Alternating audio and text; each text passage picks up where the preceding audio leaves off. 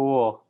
Awesome. Yeah. So Daniel, thank you for Hey, joining me. Hey, we're not live, but it'll just come out in 2 weeks or in a few weeks. But so you're in Newburgh, I'm in Beacon, but I'm new to the area. I'm originally from Boston, Massachusetts, and kind of transplanted to Brooklyn in 2016, late 2016, and then kind of found my way up here. Due to meeting my current partner who's from Yorktown Heights, and she, okay. she's been a big proponent of my photographic work. So um, we started kind of exploring up here, and then kind of ended up here. I guess, yeah. There we go. End of story. But Cool. so I'm still not familiar with the area, and so are you a native around here, these parts? Yeah, I was born and raised in Newburgh, Oh, cool. so I went to the Cool. high school and everything. Yeah, I played on the tennis team, and uh, yeah, I'm inside my family's former garment factory. We used to manufacture ladies' coats here. My Hmm. grandfather started the business, and you know, we retired it in the late '90s. We couldn't compete with offshore manufacturing costs, and maybe since 2013, I relocated back up here to start working out of the factory, Hmm. and making my work up here. I was doing collage and a lot of works on paper prior to that when I was living in the city. Hmm. Um, and it sort of naturally evolved into 3 dimensions and making sculpture. And I thought, why the hell am I going to try to do this in my bedroom Hmm. in Astoria, Queens? I'm going to move back home. What the hell? Yeah. So maybe in a little bit I can give you a tour of the space. Yeah, that'd be much appreciated, man. I always like just yeah, that'd be cool. um, I don't know so where does your I guess artistic journey take place? Like, did you always know you want to kind of pursue art, fine arts as a kind of profession, or how did your journey kick off? Mm. Yeah, it was always I had a natural leaning toward the arts, and I was always constantly drawing, and um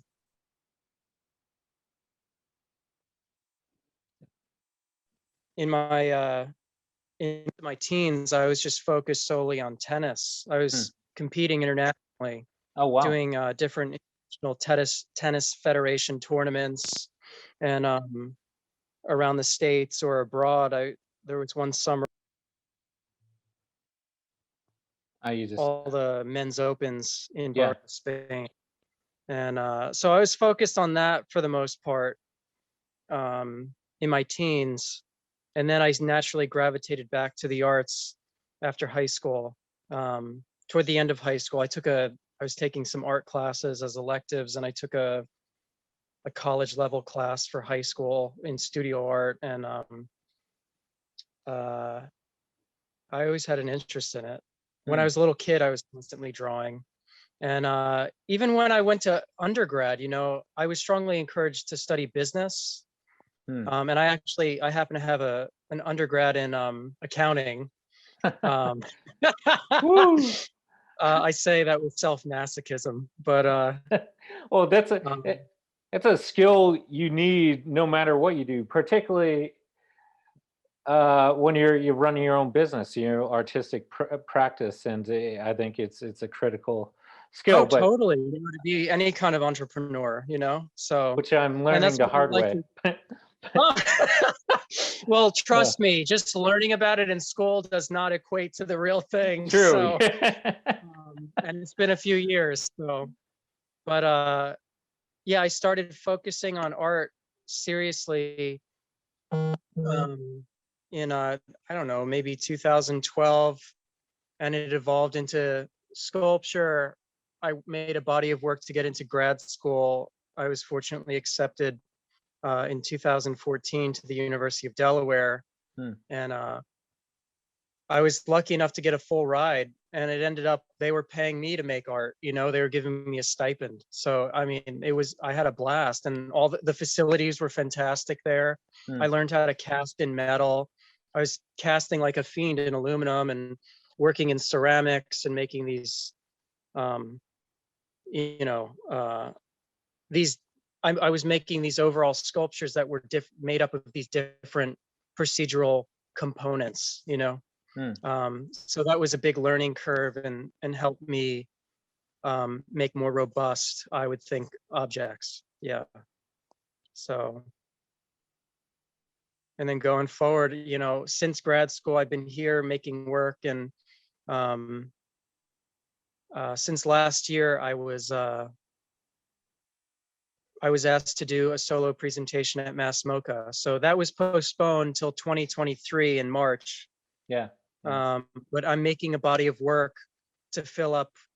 I'm guessing it's like 6,000 square feet of space. When I did the site visit, I think it was about that.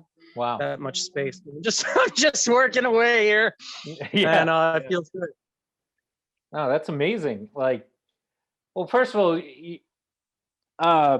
do you do anything else, or this is your full main gig as an artist, correct? Or or yeah, fortunately, I kiss the dirt every day. I'm just in here, you know. Fortunately, my family owns the building, and that's a huge advantage for me because I have this big space, and you know, I don't have the overhead to deal with, so I can put it into the work. yeah. Oh, that's amazing. Like, that's what I've been longing for, is space. But I mean, oh, I have ideas on how to, for concept stuff, but I'm not a builder like yourself. Maybe I'll have to pass along the ideas to yourself. But yeah, no, that's awesome, man. Like, that's like the dream, I guess, right? But I don't know, like, why? How did you get into building object or making objects and making sculptures? And how do you choose the materials, I guess, if that's a relevant A question? lot of the things, they're instinctual to me. They have a personal connection to me. You know, I'm using materials like tiger balm Hmm. because I remember as a young kid, my dad would be working long hours managing the factory, working on all the tools, if they on the equipment, if it broke down, things like that. And he would ask me to like get the center of his back and rub tiger balm on it. Or like when I would get, you know, tennis elbow while playing tennis, or some sore limb, and you know, applying that topically onto my body.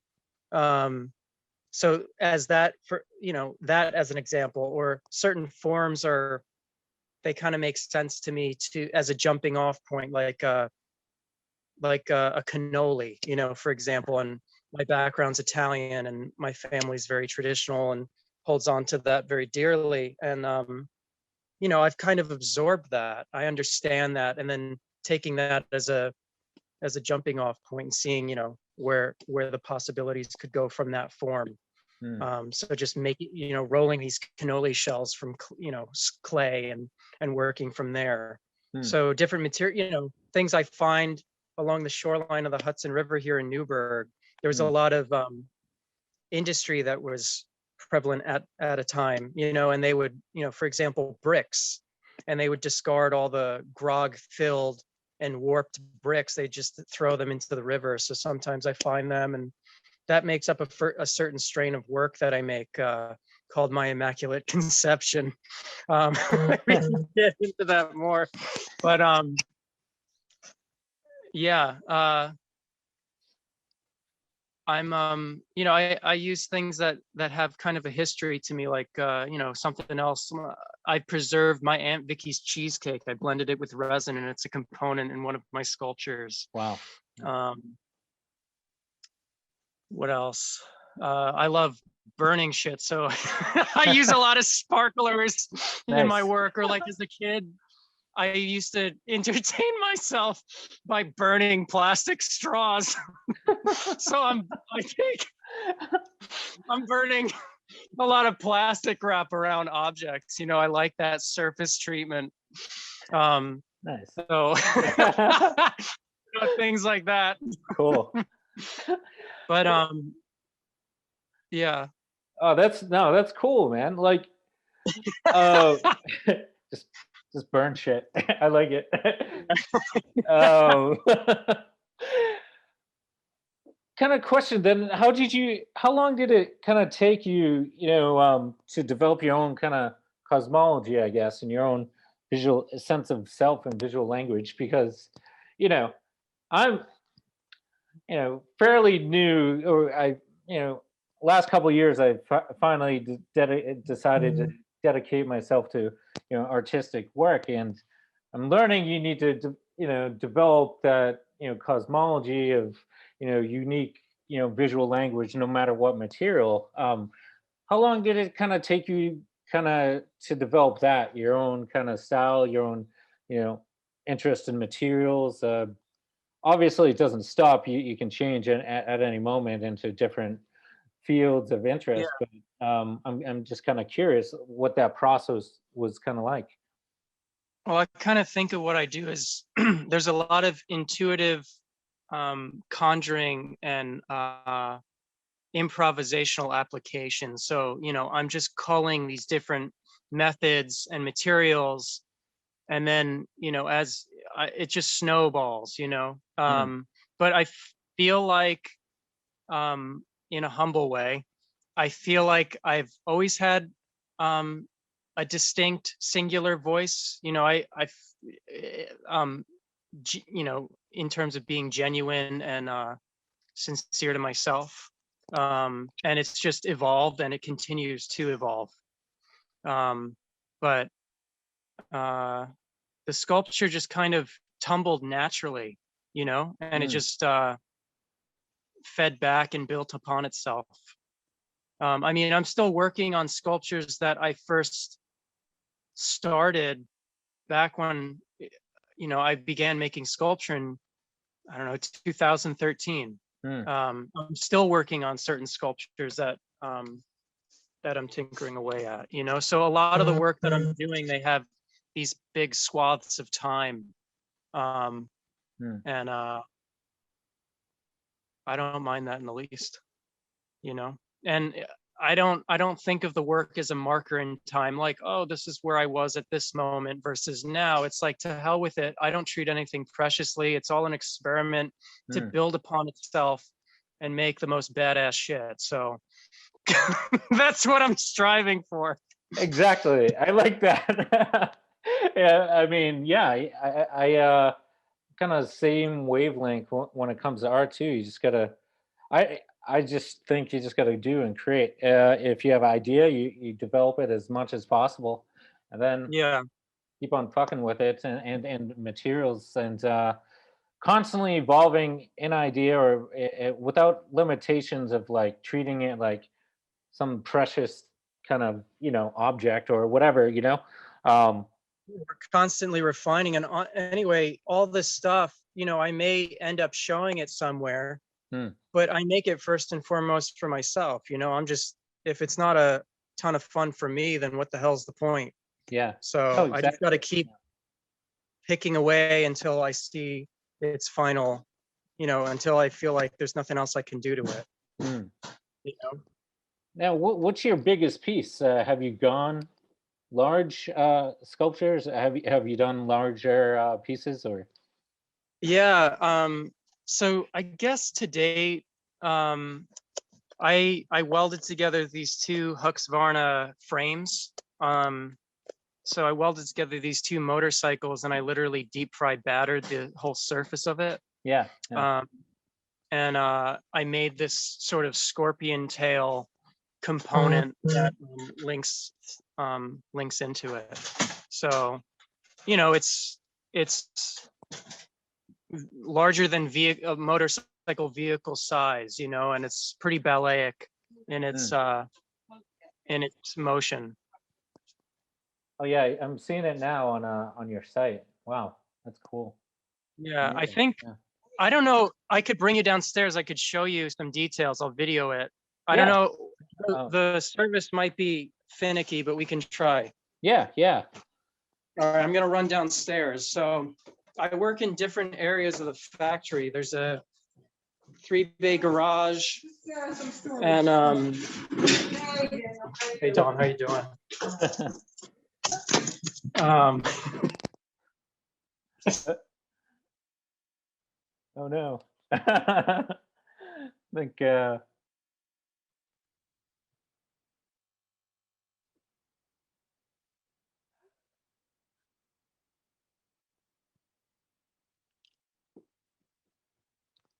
think we are out. Richard, you still there? Yes, but Robert. Damn it, Robert.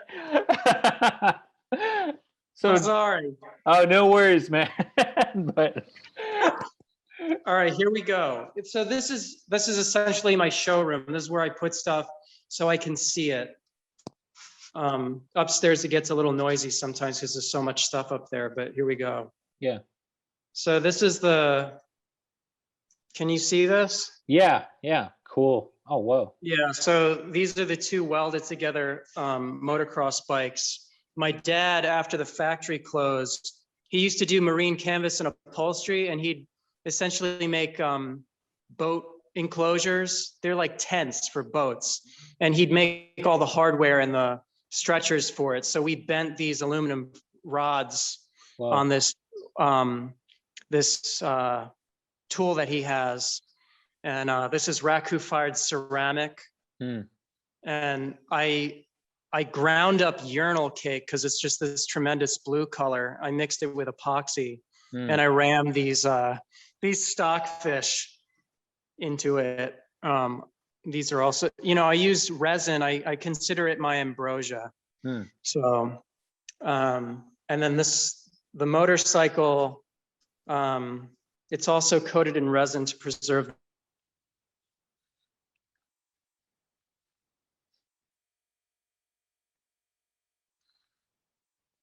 acrylic polymer emulsion, and I mixed the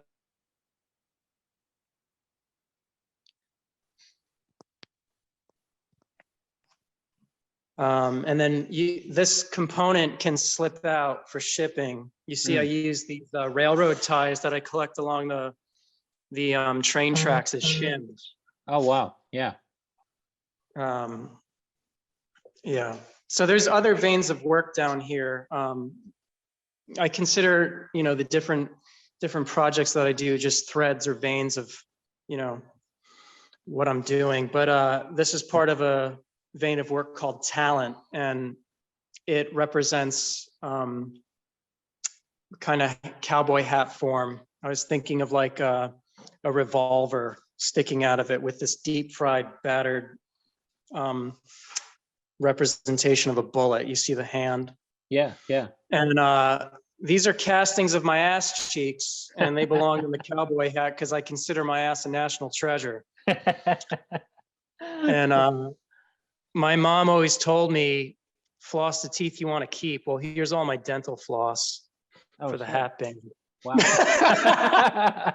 And it's standing on a pyramid stack of tomatoes. My grandmother, she came out of the war, and she would stockpile a bunch of tomatoes and other ingredients for good Italian treats. Yeah, so I have different works in here. Wow. Yeah, this is part of a vein of work called Study for Brother. And Study for Brother is made up of three main components. It's sweet, nibbly love bites. This is mascarpone, which you make into tiramisu. It's an ingredient in tiramisu. And the raku fired ceramic is uttering utterances that projectile out jerk stick thunder beams that are made up of cast aluminum. And they occasionally have a pouty protuberance. This one has 3 truck nuts that make up the Italian flag.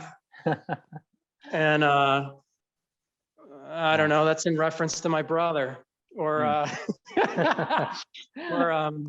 this is, this is a stiletto. There's stilettos that are hanging on telephone wires outside of the factory, right in front of the entrance. And I just had to use that as subject and form. Yeah. So. Wow. Amazing. Yeah. Here's another talent. This one's called Deep Dive. It's got crab legs, king crab legs. This is all fresco. Oh, wow. So plaster and pigment. Yeah. Wow. And my mom always said never to put a hat on the bed. It's bad luck. Well, this is a representation of a hat on the baby bed. So I don't know. It's kind of a tongue-in-cheek reference to that. Yeah. Yeah. Yeah. Oh, man. So actually, the sister sculpture to this motorcycle, I'm working on deep fry battering a jet ski. It's going to be standing on its nose, and my father and I are going to work on making the armature to hold it up in the same way with the bent aluminum. So on larger projects, sometimes my dad helps me. Which is fun and a nice bonding experience. Yeah. Yeah. What significance does the deep frying have, I guess? Is the do you have is there intent with that, I guess, like with the deep frying? Yeah. Yeah. I was thinking, well, my favorite Italian appetizer is fried calamari. So, just trying to preserve my heritage in a particular way. I feel like tradition is strongly experienced through food. And I just wanted to kind of preserve that and try to use that as a material or surface treatment in my work. So that's where the deep fried batter was inspired from. Oh, yeah. That's amazing. Oh, yeah. That's cool. And actually, how did you deep fry now I'm like, how, like trying to figure out how you created a massive deep fryer for a motorcycle. Robert, that is a big, sexy secret. Okay. No, that I had to ask, but propriety, you get your own secrets. So,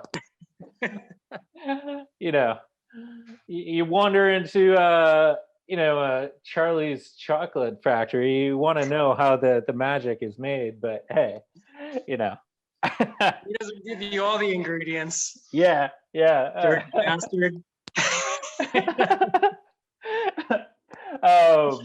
But yeah, I'm super curious about it. But I'm gonna have to like look up industrial size deep fryer. That's cool though. That's amazing. Like, so like, I guess coming from, I guess going back to then we've seen your final kind of products.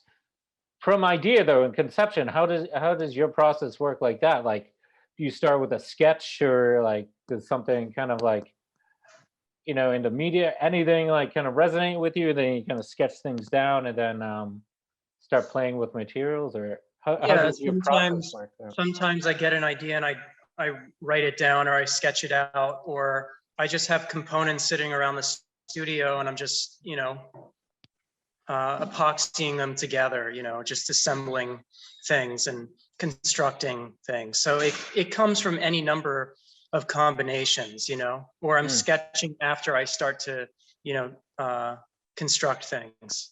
Yeah. So, yeah. And one thing feeds the other, and but I've been making different veins of work, and I think there's about a dozen now, a dozen different strains. So some of them are as small as something that fits in the palm of my hand to larger than life. And I'm trying to, categorize things within those strains. And if they expand, fine. If they contrast, fine. But, I like working in multitudes in that way. Cool.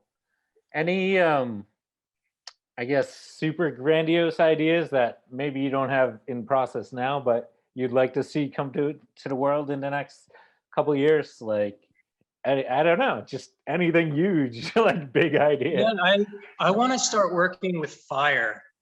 Yeah. So I want to have propane tanks and exhausts with fucking flames. I want big flames. Oh, cool. Yeah.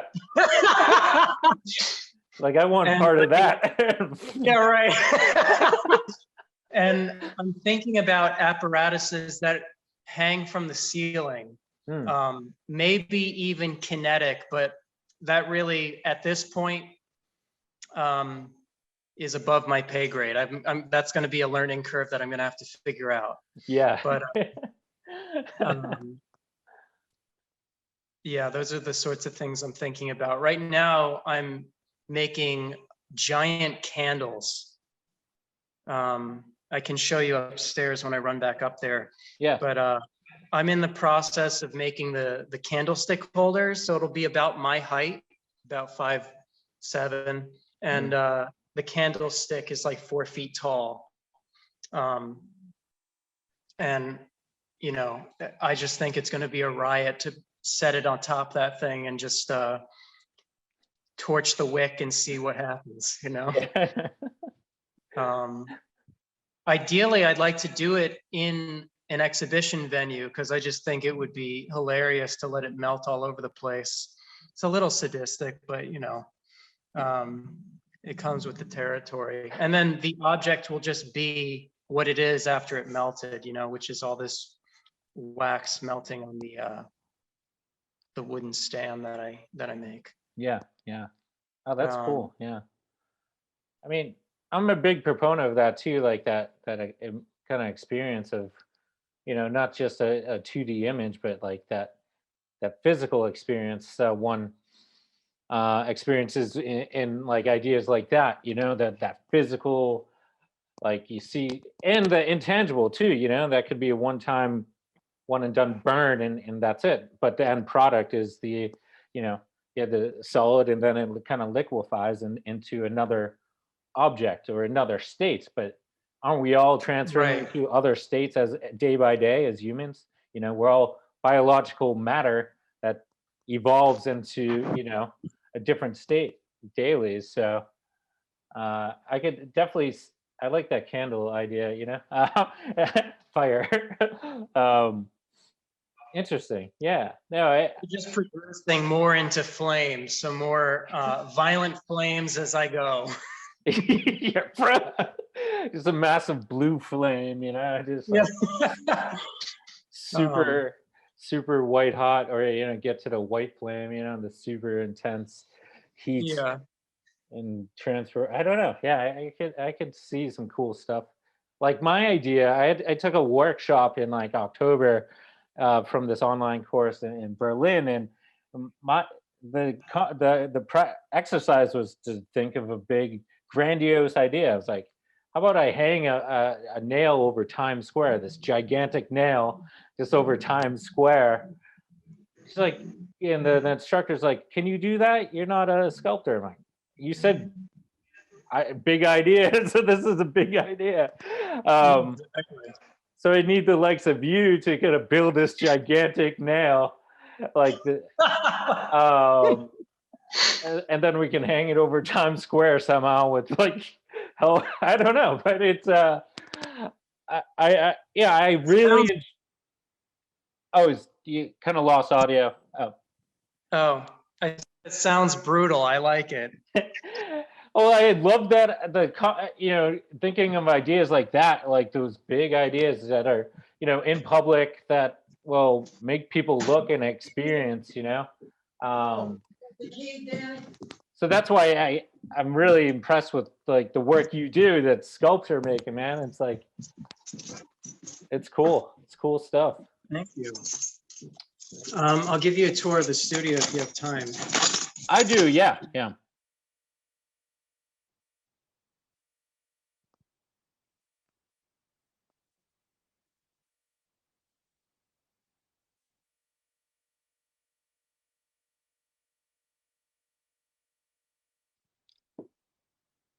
Lights.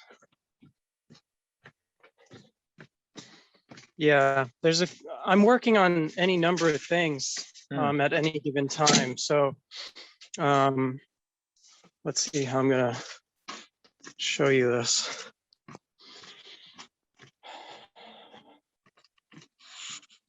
So right now I'm focusing on this this figurative sculpture. It's a study for brother.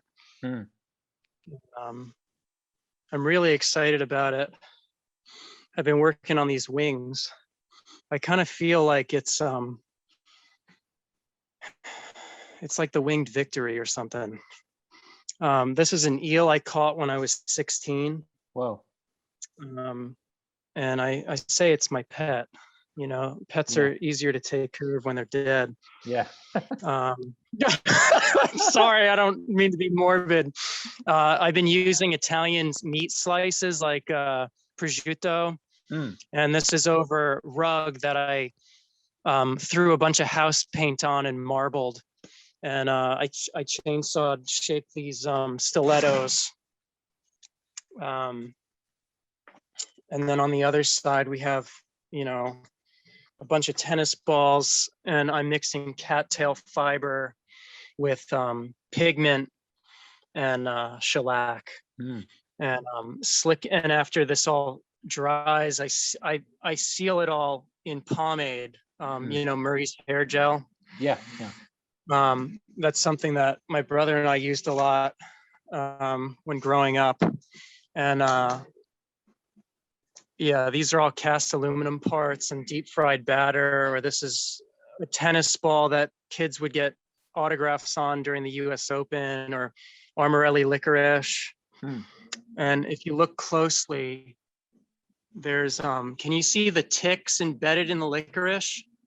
Oh yeah, I do. Yeah, there's, I use ticks. I've had Lyme disease twice. It's no damn fun, but now I'm I don't know. Since I have that in me and it came from them, I can use them in my work. So yeah, there it goes. This is a vein of work called self-portraits. This is self-portrait as the liar. And we have different, you know, different moods, different emotions, different things happening. This is a bonsai pot from Australia that was gifted to me. And then this is coprolite, which is essentially fossilized dino dookie. Cool. Wow. And yeah, this is a deep fried battered moisturizing face mask. These all come from face masks. I start them, you know, I just moisturize my face with these cloths at night sometimes as part of my skincare regimen. And you know, they're just these sheet masks. Oh, cool. Wow. So I work from there and make those masks. Or this is a vein of work called Pleasure Pipe, which revels in the legacy of my grandfather. And they have built-in hardware. I make them also, if I weren't to jam up the orifices with anything, they would function as actual tobacco pipes. But then, you know. Yeah. Cool. Yeah. Here's one of my cannolis. So I make a lot of wall-mounted ones. Some are tabletop, but this is all raku-fired ceramic. And then I'm filling it with Tang drink mix. And I just think that's an interesting material. It feels so foreign to me because it was originally designed to be consumed in space, you know? Yeah. I don't know. I just find that really peculiar. And the fact that it's orange is really attractive to me because as a kid, I literally turned orange from consuming too many apricots. And I don't know, I think there's a connection there. So, and this is wherever the ceramics happens to break, I seal it or Band-Aid it with Tiger Balm and epoxy. So this is another cowboy hat or talent sculpture that that I'm working on. It's getting kind of crazy. It's got a shark in formaldehyde. Oh wow, that's crazy. And different things. This is actually, I wanted to challenge myself because I like things that are static and robust and solid materials. But here I'm using soft fabric. This is terry cloth that my friend painted a painting on. My friend Peter Ide. I asked him if he could gift me a painting so I could use it as a material. So I don't really see it as a collaboration. Yeah. I would include his name, like Peter Ide, parentheses, acrylic on terry cloth within the material list and the details of the sculpture. Yeah. So it's more of just absorbing his painting into my material lexicon and seeing how I can, manipulate it so it's not even recognizable. Or here's another tabletop cannoli. Ooh. It's got cattails. I use a lot of cattails in my work. Here's a meat face mask. Oh, cool. I like it. These are other smaller homunculi brother sculptures. This is marzipan. And I have some in the works. This is I'm going to fill some Italian confectionery into this bison bladder for the top there. Nice. I like using things that are ectomerican. I don't know, from the lighting, it's hard, but this is a bison tail. And, what's more ectomerican than bison? And then I'm using bald eagle shit on the surface here. Whoa. So yeah, I'm just, I have this whole line of work that I'm doing. These are all part of a vein of work called hot toddies. I grew up eating off of paper plates a lot of the time.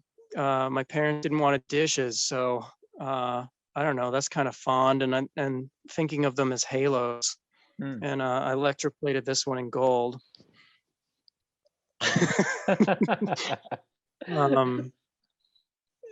These are part of a vein of work called Maimon calamari, which is in reference to fried calamari, but also my brother's favorite alien race in Star Wars, the Mon Calamari.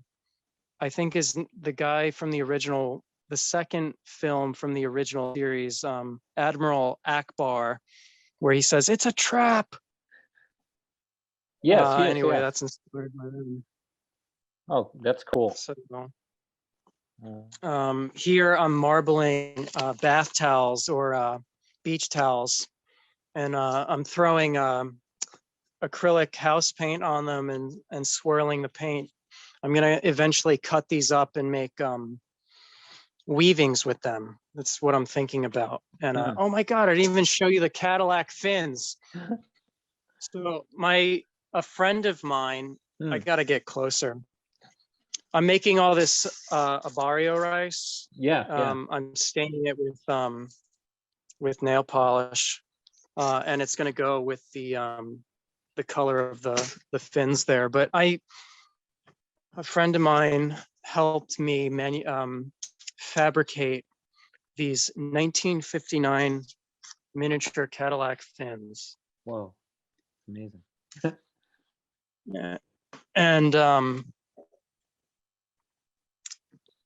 it's pretty stunning. He made this all from scratch. This is all aluminum that he welded and then sanded and buffed out. It's just crazy. Yeah, wow. Look at the tailpipes.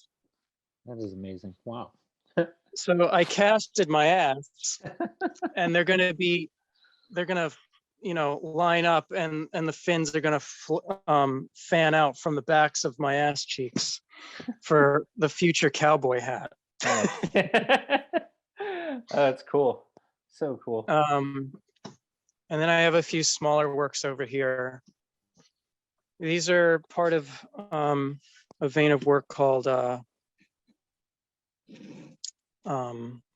sweater puppies. And I was just thinking if I could master or not necessarily master, but pull off small scale works and see if they have a presence and function well, at the scale. So I'm trying to challenge myself with that. These are all this is a vein of work called My Clementines. Each one is numbered. I think I have about 100 now. And they're all just made out of clay. They're all just made out of clay and fired and glazed. Wow. Some are iridescent.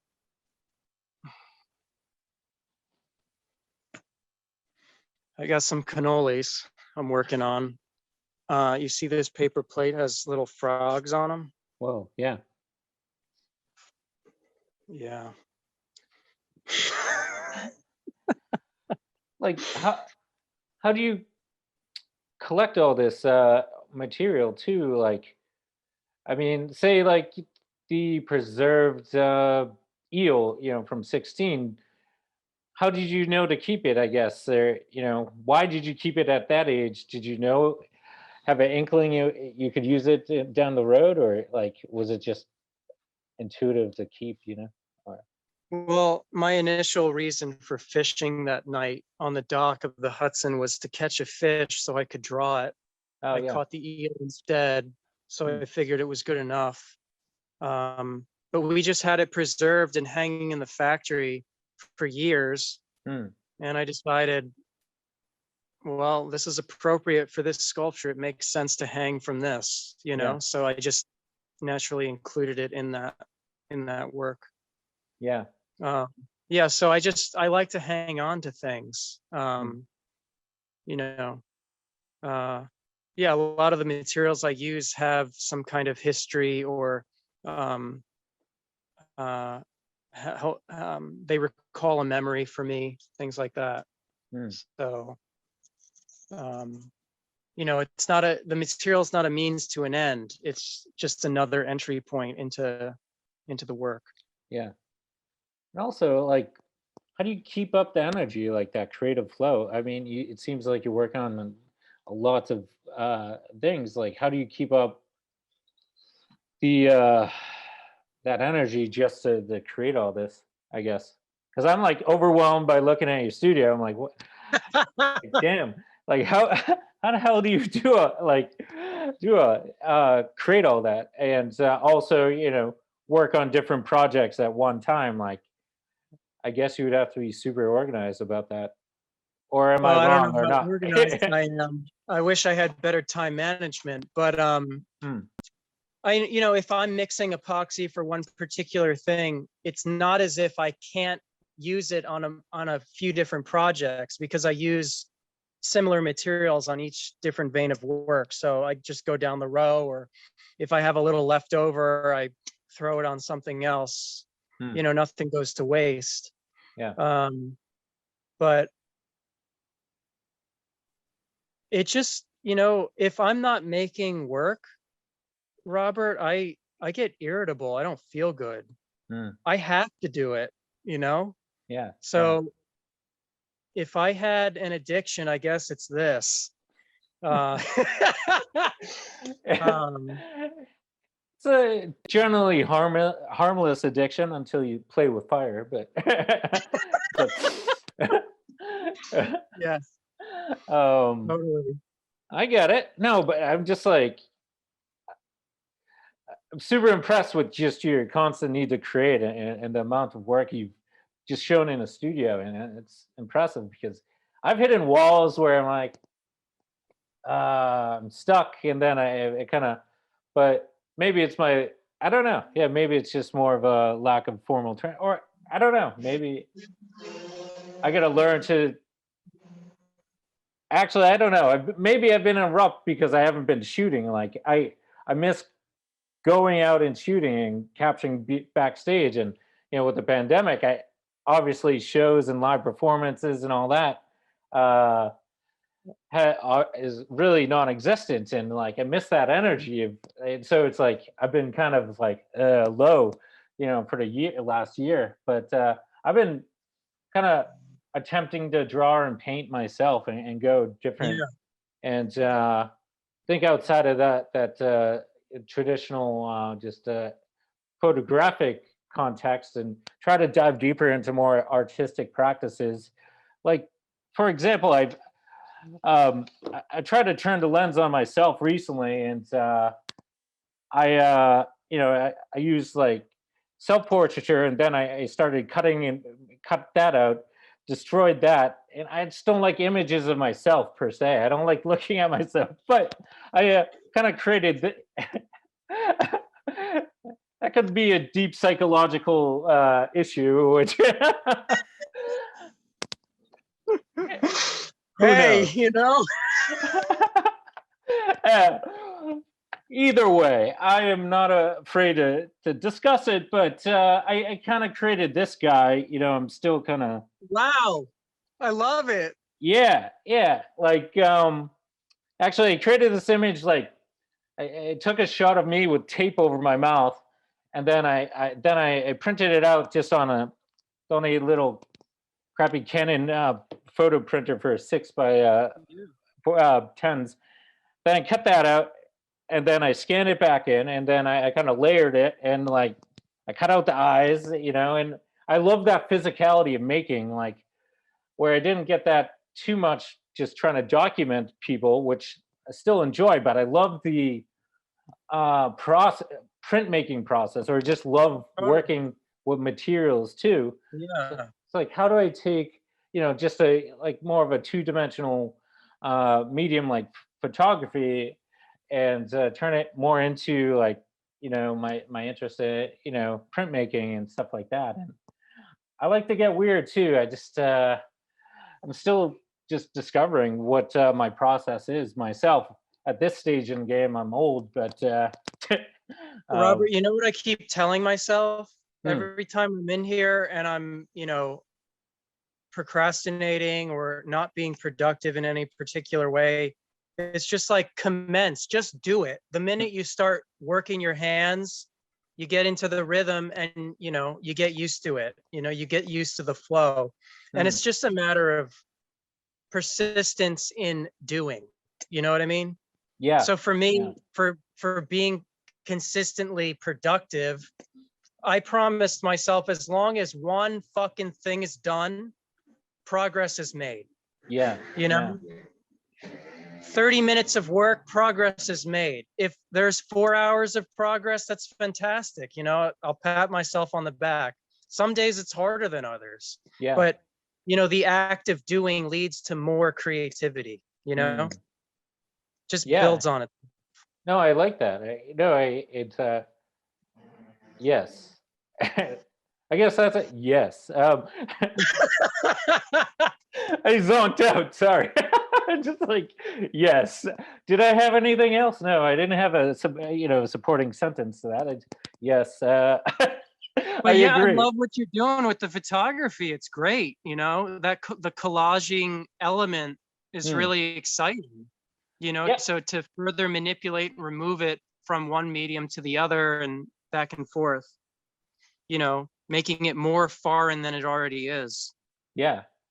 Especially my like like I didn't want to direct self-portrait. Like cut it up, and it's fun. Like, but let me talk to my therapist about that. No, but Yeah, me too. yeah, I think you have to be a bit crazy to dive into those depths, and take it to whatever form you work with, and know how to express yourself with. And I'm just Yeah. I'm dying to just go over the bridge and visit your studio in person, man. Like, Well, you're more than welcome. You're welcome here anytime. yeah, man. Um, Like, totally. af- But it's it all builds on itself. So once you do one maneuver, you apply something else and it gets more complex or more refined or whatever. So we just got to keep going. yeah. So I guess one final kind of summarizing question is like, where do you kind of envision your practice going? I know it's hard, obviously. Well, you have slated, you say 2023 for MASS MoCA show, but Yeah. do you see any arenas or avenues or any you things you haven't accomplished yet you'd love to? Or and of course this ties back into the working with fire, of course. Um, which would I'm totally in. I can't wait to see you work with flame. I guess, is there any Um, like goal you haven't achieved with your work yet? I guess if you have, like, if you think like that, I don't know, some people do, some people are just like, I'm just gonna create, but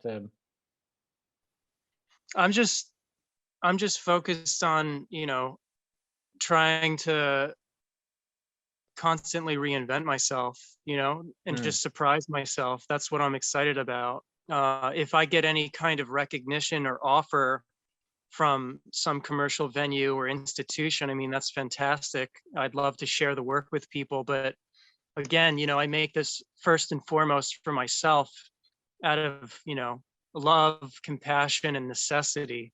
yeah, Um, yeah. Yeah. uh, if anybody gives a damn, that's great. But yeah, I'm just focused on making this body of work, and we'll see how it comes together for this museum show. Mm, It'll be the first time I'm showing in a museum context at such a big um uh with an allotted large amount of space, with such an allotted, you follow what I'm saying. I get you. So it'll be interesting to see what it looks like, how it functions, Mm, how it's interpreted. Um, I think it'll be a learning curve for me, because there'll be, I'll be working with a lot of this, mm, whether it's the art handlers helping me install it, to the curator and her vision, and whatever, however she wants to contextualize the work, and yeah. also in building the exhibition catalog. These are all kind of new for me, and then seeing what comes of that, So um, I like the idea of staggering everything out, and especially since this pandemic swooped in on us, I like moving slowly, and just keeping an even keeled pace, staying within breath, and just pacing myself for everything. There's no need to rush, Mm, especially even the work. There's no need to rush it. I need to live with this stuff for, not only months, but maybe even years. I to see it through. mm, Um, so I think that's important for all artists to consider. You know, uh, it's not for this external thing or fandom, um, this sort of fame. It's got to be genuine and sincere and right. mm. Uh, or otherwise, I don't know. I totally get it, man. Like, yeah, then it wouldn't be true art to yourself, right? It would just be made purely for commercial reasons, which is obviously not authentic in who you are, I mean, Yeah. there's a time and place for that, but that's sure as shit not what I'm doing. Yeah. Yeah. So, I love what you're doing. So, like, one other question, I guess, like, if your stuff, is in a gallery, or it's time to, if it's not sold or whatnot, how do you store all this too? Well, I mean, it looks like you have it's a Fortunately, I've large been able space. to just Yeah. leave it out Yeah. and stare at it. I mean, I often continue to work on stuff even after I've shown it, because uh, I just feel like it needs something else, Yeah. makes sense to me at that moment, and, it keeps going.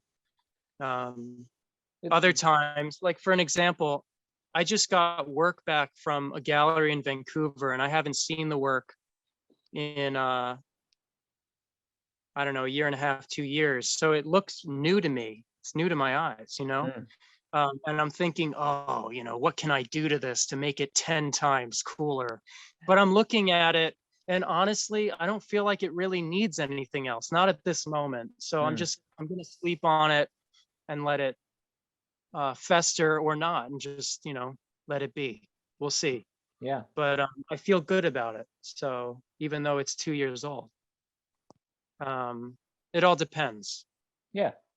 So But it sounds like too, it's like your pieces are like living organisms that, like, even if they, you know, you can build upon them if you so choose, and your vision. It's like I can add to that. It doesn't have yeah, to be like I this is the one and done and that's it due to collector's purpose or whatever, you know. right. I like that. I No, like that definitely. constant ability to grow and grow old work into something new too, and that addition to. Oh yeah, no, it definitely has a life to it. Yeah, well, I lost my train of thought here, but no, I think it's important, you know, because I'm I have enough work. I think just making I want to make every work a winner if I can. I'm trying my damnedest, you know. Yeah, yeah, So that's what I'm hoping for before it leaves this place. Yeah, I would hate for anything to leave here and I see it someplace and, you know, it doesn't feel resolved to me when I see it next, you know. mm, Um, that eats at me. It's a terrible feeling. yeah. Um, but Well, I wouldn't want to keep you for too much longer, Daniel. I know you're probably dying to get working on something. So, well, thank you once again for showing me around the studio, which yeah, of I course. must now. I must just go over there and check it out in person.